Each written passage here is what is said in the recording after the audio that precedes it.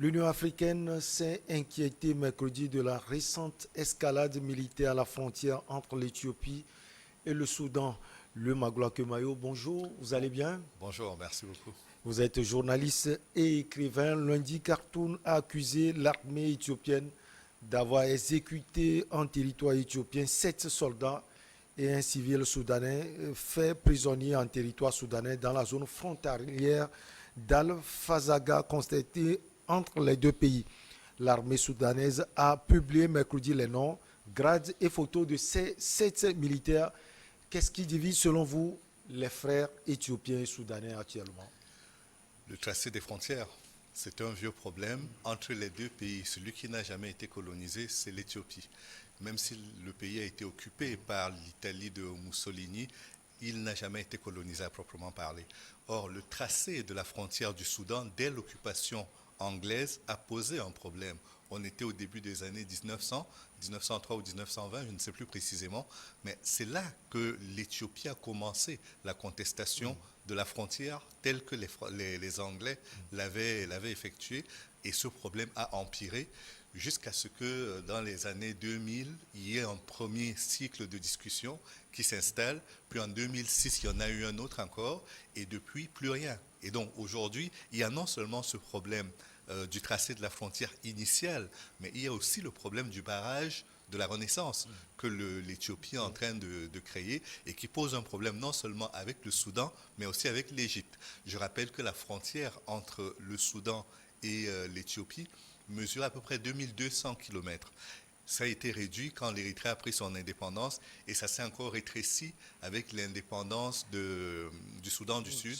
Donc on en est à peu près à 1000 kilomètres aujourd'hui, mais ce n'est que sur les 250 kilomètres les plus fertiles qu'il y a aujourd'hui une vraie contestation de la part des deux pays. Alors, au côté éthiopien, gouvernement et armée ont démenti, accusant au contraire les soldats soudanais d'avoir déclenché en pénétrant en territoire éthiopien un accrochage avec une milice plutôt locale, meurtrier des deux côtés. Alors, la réaction de l'Union africaine, on l'a vu, qu'est-ce qu'elle peut faire concrètement, l'Umagloa Kebayo, dans ce cas? Elle est dans une phase de statu quo qui tient à ses statuts, c'est-à-dire qu'il faut aujourd'hui, de la part des pays africains, reconnaître que le tracé des frontières, tel que nous en avons hérité après la colonisation, est un tabou sur lequel on ne revient pas. Si on s'en tient à cela, cette frontière-là, il y a très peu de choses à faire malheureusement. Mais il faut bien faire quelque chose puisque non seulement il y a une crise qui a commencé avec le tracé initial des frontières, mais elle s'est renforcée aujourd'hui avec d'autres problèmes. Chacun des pays héberge en quelque sorte les contestataires de l'autre qui sont souvent armés et donc qui représentent une menace de l'autre côté et il y a des incursions qui se font de part et d'autre. Et puis à côté de ça, les nouveaux problèmes arrivent, donc il faut les résoudre. Et ce qui est dramatique dans cette situation, c'est que c'est le pays qui est le siège des institutions africaines qui est à la croisée de tous ces problèmes-là, c'est l'Éthiopie. Le siège de l'Union africaine se trouve en Éthiopie. Et s'il y a une chose aujourd'hui que l'Éthiopie peut réussir, comme elle l'a fait avec l'Érythrée, c'est de pacifier ses rapports avec tous ses voisins. Et aujourd'hui, il y en a un avec lequel ça pose problème. Je pense que l'IGAD, l'Organisation interétatique des pays d'Afrique de l'Est, a déjà fait sa part. L'Union africaine devrait aller au-delà du constat et de la désolation pour trouver de vraies solutions, non seulement pour le Soudan, entre le Soudan et l'Éthiopie, mais pour tous les autres pays africains qui ont exactement le même problème. Parce qu'à force de mettre une couche de un voile sur les problèmes qui existent, on l'a vu au Sahara occidental, on l'a vu au Cameroun, entre le Cameroun et le Nigeria, on le voit ici entre le Ghana et le Togo, et il y a d'autres pays qui sont dans la même situation. Faire du tracé des frontières un tabou est un nid de problèmes. C'est un nid de problèmes qu'il faudra bien résoudre. Et si on continue de regarder ailleurs, les problèmes, eux, ne se déplaceront pas. Ils resteront là entiers. Ces problèmes arrivent, le Magloire Kemayou, en un moment où les deux nations ont des problèmes endogènes. On veut parler de l'Éthiopie, par exemple, avec le problème tigrien, et le Soudan, les contestations continuent dans ce pays. Oui, c'est-à-dire qu'aujourd'hui, au Soudan, il y a eu une période d'accalmie par rapport aux revendications sur cette frontière parce que l'ancien président al-Bashir on avait presque fait cadeau aux Éthiopiens. Ils ne s'en occupaient plus. Et comme il y avait beaucoup d'Éthiopiens qui étaient venus sur place, à la fois des miliciens de l'armée, les Amaras, et d'autres Éthiopiens qui étaient venus mettre en valeur cette partie, ils ne leur en voulaient pas trop.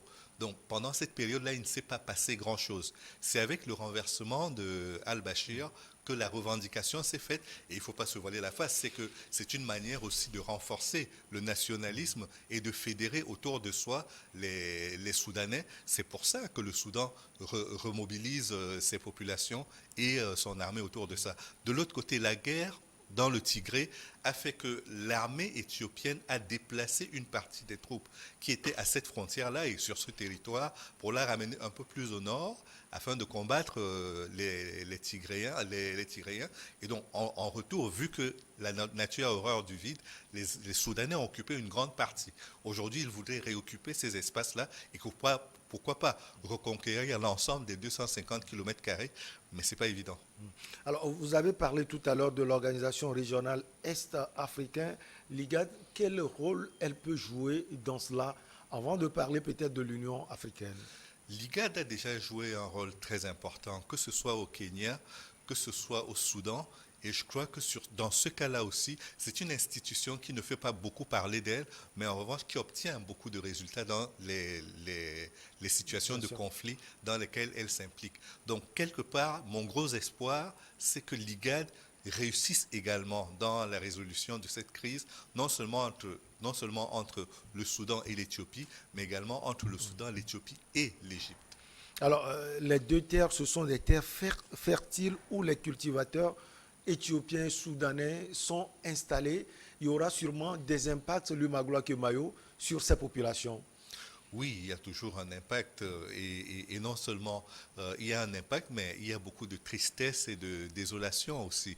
Par moments, il y a des corps qui descendent, on ne sait pas qui a tué, on ne sait pas vers qui on va réorienter les personnes qui ont été tuées afin qu'elles aient droit à une sépulture digne de ce nom. Et plus on avance dans la crise, plus ces situations de crispation augmentent. Le Soudan, s'il était un pays riche, ça se saurait. Il est aujourd'hui en train de vouloir s'en sortir d'une crise institutionnelle très forte et il n'a pas les moyens d'accueillir tous les réfugiés qui viennent soit de l'Érythrée, soit de l'Éthiopie. Et donc, en plus des problèmes internes qu'il a déjà, en plus du problème de frontières qu'il a aussi, il doit gérer aussi ce problème qui est celui des migrants et des personnes déplacées. Et ce n'est pas toujours évident, malheureusement. Il y a beaucoup de tristesse. Les organisations humanitaires qui sont sur place, qu'il s'agisse d'organisations internationales ou d'ONG internationales, ne peuvent pas guérir tout le monde, ne peuvent pas s'occuper de tout le monde.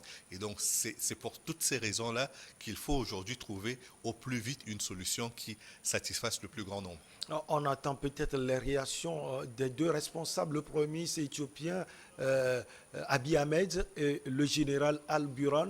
Les deux personnalités, comment vous les voyez? Elles s'entendent? Leur rapport, Lumagla Kemayo? Elles peuvent s'entendre, d'une part parce que Abiy Ahmed est auréolé d'un prix Nobel de la paix qu'il devrait honorer en évitant d'alimenter ce conflit qui est latent depuis plusieurs années et qui est en train de se réveiller. Et de l'autre côté, le général Bourhan, lui, il a affaire à une contestation due au fait qu'il n'a aucune légitimité à diriger le pays. Donc, quelque part, les deux sont un peu tenus de trouver une solution à l'amiable et donc d'éviter l'escalade liée à une crise militaire et à une guerre qui pourrait produire beaucoup de dégâts de part et d'autre.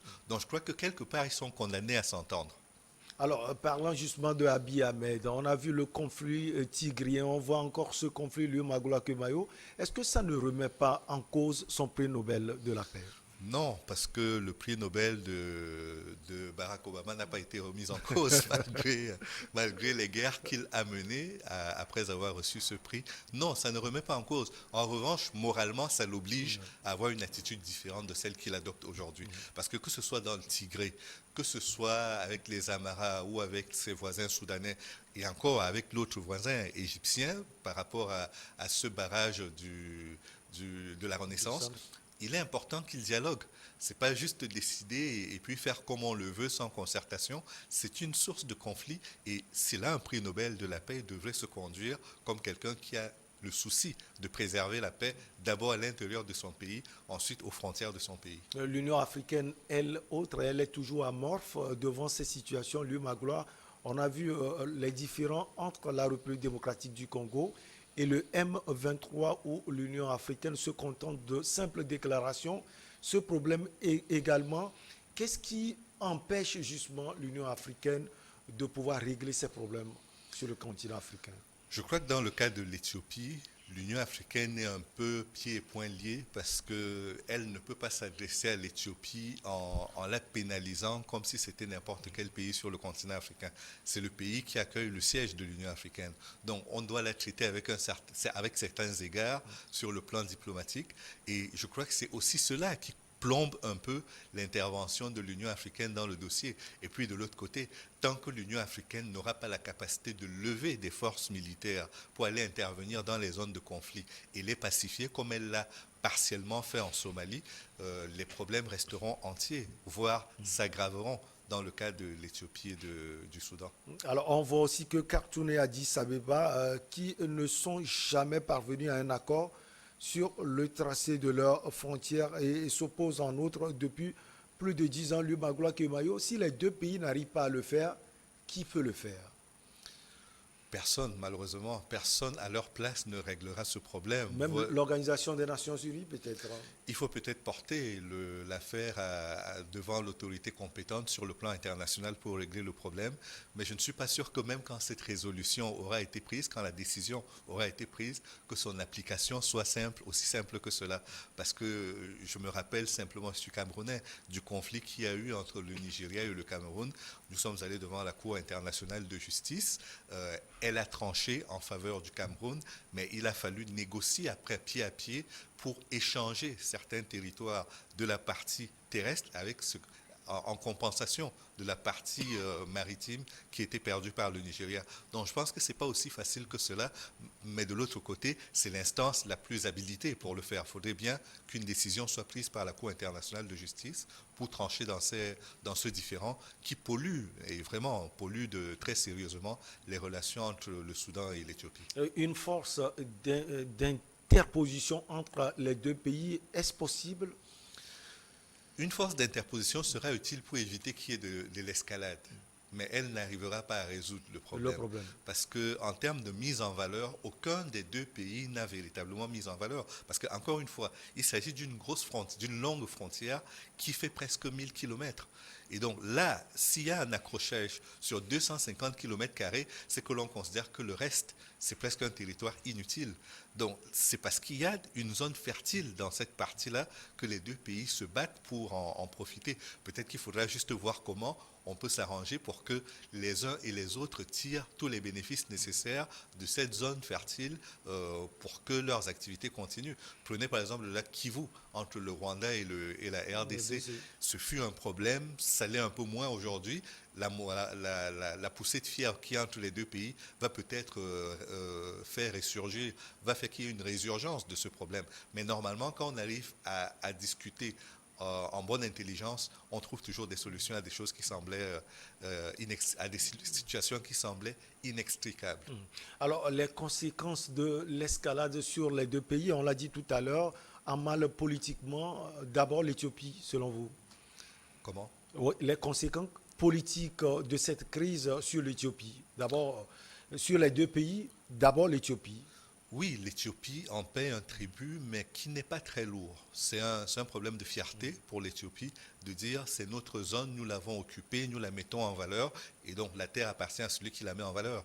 Ça pourrait être une position, mais c'est une position sur laquelle l'Éthiopie est quand même fragile parce que, encore une fois, même si l'Union africaine est obligée de traiter l'Éthiopie avec des égards, l'Éthiopie aussi, du fait de sa position, du fait qu'elle est le siège des institutions africaines, devrait montrer l'exemple. Et donc, si elle ne le montre pas en traitant de la façon la plus sérieuse ce problème, en évitant d'alimenter le feu de la contestation et de la guerre, ce ne sera pas un bon point pour elle. De l'autre côté, le Soudan aujourd'hui n'est pas tout à fait disposé à négocier. Il a occupé une partie du territoire, il rêve de lancer une guerre qui permettrait de ressouder la population derrière le général actuellement à la tête du pouvoir. Donc ça fait qu'on est dans un dans un no man's land, dans une situation un peu fermée, où on ne sait pas comment on s'en sortira, mais l'Union africaine et l'IGAD, encore une fois, doivent prendre leurs responsabilités, quitte à convoquer la Cour internationale de justice pour aller jusqu'au bout du processus. Et du côté du Soudan, Du côté du Soudan, il faudra qu'elle règle ses problèmes internes. Il y a, si je ne me trompe pas, il y a quelques soulèvements encore qui ont eu cours ouais. pour Les marches contester sont encore l'autorité. prévues. Oui, elles sont prévues, elles auront lieu et je crois que c'est le dernier, c'est le cadet des soucis des généraux aujourd'hui de savoir ce qui va se passer à la frontière. Ils y ont positionné des troupes qui doivent remplir leur rôle et ils continuent de gérer la situation interne avec les contestations du coup d'État. Donc, je crois que du côté du Soudan, il ne faudrait pas s'attendre à grand-chose par rapport à la résolution de ce problème-là. Le Soudan, par exemple, a rappelé lundi soir, son ambassadeur a dit Sabeba, cela veut dire que cela se transforme sur le plan diplomatique. Non, c'est-à-dire sur le plan diplomatique, pour montrer qu'on est fâché, on rappelle son ambassadeur et on convoque l'ambassadeur du pays concerné. Les deux choses ont été faites par le Soudan. Cela montre qu'il y a une vraie position dans laquelle le Soudan veut montrer qu'elle n'est pas satisfaite de la gestion du dossier par l'Éthiopie. Alors, malheureusement, Lumagula Kemayo, on constate aussi que dans ces pays, au niveau des populations, il y a la famine qui circule dans ces zones, côté éthiopien et côté soudanais également. Il y aura de l'impact sur ces populations. Il y aura un impact. Il y a déjà eu, l'Éthiopie a déjà connu une très grosse famine dans les années 80. Il y avait eu Aid the World pour les aider, une grande opération humanitaire également pour accompagner tout cela.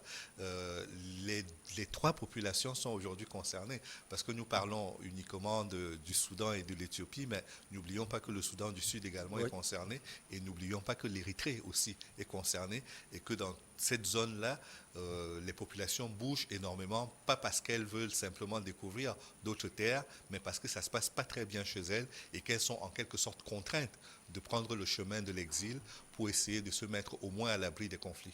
Alors, quand on voit la lenteur de l'Union africaine, par exemple, est-ce que c'est attribué à l'actuel président, le président sénégalais Macky Sall, ou bien au président de la Commission de l'Union africaine, Moussa Faki Mahamat? Non, je crois que c'est une faiblesse institutionnelle. Je ne peux pas estimer que ce n'est que du fait du président Faki ou bien du président Macky Sall, parce que l'organisation a commencé à faire sa transformation. Il faudrait déjà qu'elle soit capable de s'autofinancer sans dépendre ni des fondations américaines ni des dons de l'Union européenne. Il faudrait qu'elle soit autonome de ce point de vue-là. Or, elle ne l'est pas du tout.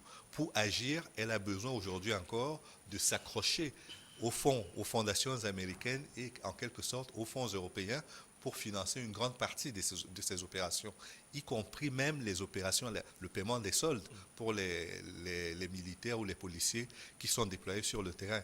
Et ça, ce n'est pas normal. Quand on aura réglé ce problème de fond, on pourra s'attaquer maintenant à la capacité de l'Union africaine à se projeter et à régler concrètement les problèmes. Mais pour l'instant, il y a un problème de fond qui est celui du financement, qui est également celui de l'autorité, parce que tous les commissaires de l'Union africaine sont élus, au même titre que le président de la Commission. Et donc, quelque part, il ne peut pas donner d'ordre à un commissaire. Il ne peut pas, au nom du haut de sa présidence de la Commission, je parle de Faki Mahamat, ou encore le président Macky Sall, qui est là juste pour la conférence des chefs d'État, ils ne peuvent pas donner d'instructions au commissaire. Et je crois que c'est également une faiblesse dans l'organisation qui fait que quand les ordres sont pensés, ils ne sont pas pensés en équipe, ils sont pensés un peu en rivalité, comme si vous étiez des joueurs qui sont au même poste et qui doivent montrer qu'ils sont capables chacun de produire de bons résultats et donc de plaire au coach mieux que les autres. Malheureusement, ce n'est pas une compétition. On est là pour de l'efficacité et il n'y a pas d'efficacité. Alors, selon vous, est-ce qu'il y a des risques d'intensification de l'escalade? Non, je pense malheureusement que ça montre les limites de l'Union africaine et si elle est limitée dans ce problème où elle n'a pas besoin d'envoyer les gens à 1 million de kilomètres pour trouver les vraies causes du problème. Elle sera encore plus handicapée dans les autres dossiers. Et les autres dossiers, c'est déjà la frontière entre le Rwanda et la RDC, où il y a ce M23 et plus d'une centaine d'autres milices qui opèrent. C'est la même chose qu'il y a dans d'autres pays, notamment le Maroc avec l'Algérie. Des zones comme celle-là, il y en a plusieurs sur le continent. Et si l'Union africaine commence déjà à être pas suffisamment crédible, pas suffisamment autonome, pas suffisamment forte pour régler ce problème à son siège, je parie qu'elle ne pourra pas le régler dans les autres pays. Et en plus, il y a ce dogme de l'intangibilité des frontières sur lequel elle n'est toujours pas revenue, et qui représente un véritable nœud gorgien dans la résolution des problèmes entre les pays africains. Est-ce qu'il y a des points sur lesquels se repose aussi un consensus à venir entre les deux pays? Il n'y a pas encore de consensus. Ce qui devrait aider, on peut l'espérer peut-être? c'est à souhaiter. Il est à souhaiter que chacun comprenne que personne ne gagne à cela. Quand vous regardez ce qui se passe entre l'Ukraine et la Russie, il n'est pas à souhaiter que le Soudan et l'Éthiopie soient dans la même position. Personne ne doit le souhaiter et personne ne doit rien faire pour que cela arrive. En revanche, nous sommes condamnés, d'abord l'Éthiopie et le Soudan, ensuite l'IGAD et l'Union africaine, à trouver une solution pour que cette escalade-là ne soit même pas une option, qu'elle soit éradiquée dans l'œuf. Alors, quand on a vu, par exemple, au niveau de l'Afrique centrale, quand il y a ce problème entre le M23 et la RDC, l'Union africaine avait parlé au prime abord au président angolais, Joao Lorenzo. Est-ce qu'on peut avoir une certaine passerelle aujourd'hui entre l'IGAD et puis l'Union africaine pour résoudre le problème? Oui, bien sûr, parce qu'en plus, l'Union africaine fonctionne suivant le principe de subsidiarité. C'est-à-dire qu'il y a l'organisation fêtière et il y a des organisations régionales au sein du continent qui peuvent agir au nom de l'Union africaine. C'est le cas, par exemple, au sein de la CEDEAO. Quand il y a un problème de coup d'État, par exemple, dans l'un des pays de la CEDEAO, la première organisation qui réagit, c'est d'abord la CEDEAO. C'est après que l'Union africaine peut s'en mêler si la CEDEAO fait appel à elle. Et c'est pareil pour l'IGAD. L'IGAD peut intervenir parce que par principe de subsidiarité, c'est son territoire de compétence. Et donc, si elle n'arrive pas à trouver de solution ou si elle estime que la présence de l'Union africaine à ses côtés peut être utile pour aller plus vite, elle sollicite l'Union africaine. Donc, oui, on doit espérer que les deux mécanismes fonctionnent. D'abord le principe de subsidiarité et puis l'Union africaine en elle-même, en termes de compétences territoriales, de dire c'est dans ma zone de compétence, ma crédibilité est en jeu, je dois trouver une solution qui aille à tout le monde. D'abord aux belligérants, ensuite qui montre que l'Union africaine fonctionne, qu'elle n'est plus dans une situation d'organisation uniquement à la disposition des chefs d'État. Le retour du Maroc au sein de l'Union avait déjà montré cela. Maintenant, il faut aller plus loin que cet affichage-là et montrer qu'on est capable de le faire avec des résultats concrets, même dans des dossiers complexes. Or, dans le cas du Maroc, malgré le retour, on n'a pas résolu le problème du Front Polisario. Ouais. C'est comme si on avait juste mis une couche pour préserver cela, enfin une espèce de voile dessus. Je crois qu'il faut être sérieux dans ces histoires-là et dire, une fois qu'on s'est intéressé à un dossier, on va jusqu'au bout de sa résolution et on ne se contente pas de dire, comme il n'y a pas de tir, comme il n'y a pas de remontée de fièvre, alors il n'y a plus de problème. Il y a des problèmes et il faut les résoudre à la racine. Sur le plan économique, ces deux pays ont des problèmes, surtout le Soudan avec l'inflation record. Alors, on a dit cette zone, c'est une zone fertile pour l'agriculture. Cela veut dire, Lumagula Kemayo, que sur ce plan, surtout sur le plan économique, il y aura aussi des répercussions sur les deux pays. Oui, parce que si les gens fuient la région pour se mettre à l'abri des tirs ou à l'abri des assassinats ciblés, ce sont autant de bras valides qui ne vont pas cultiver la terre, qui ne vont pas faire l'élevage, qui ne seront pas à la disposition qui ne seront pas capables d'apporter leur contribution à l'autosuffisance alimentaire de la région. Et j'ajoute qu'il y a un vrai problème aujourd'hui de sécheresse qui va aussi créer un problème de famine dans la région de l'Est, oui, la Corne de l'Afrique, parce qu'il n'y a pas que le problème des céréales qui n'arrivent ni de Russie ni d'Ukraine, il y a aussi cette sécheresse chronique qui est en train de sévir dans la Corne de l'Afrique. Le Magloire Kemayo, merci beaucoup à vous. Peut-être que vous avez un dernier mot.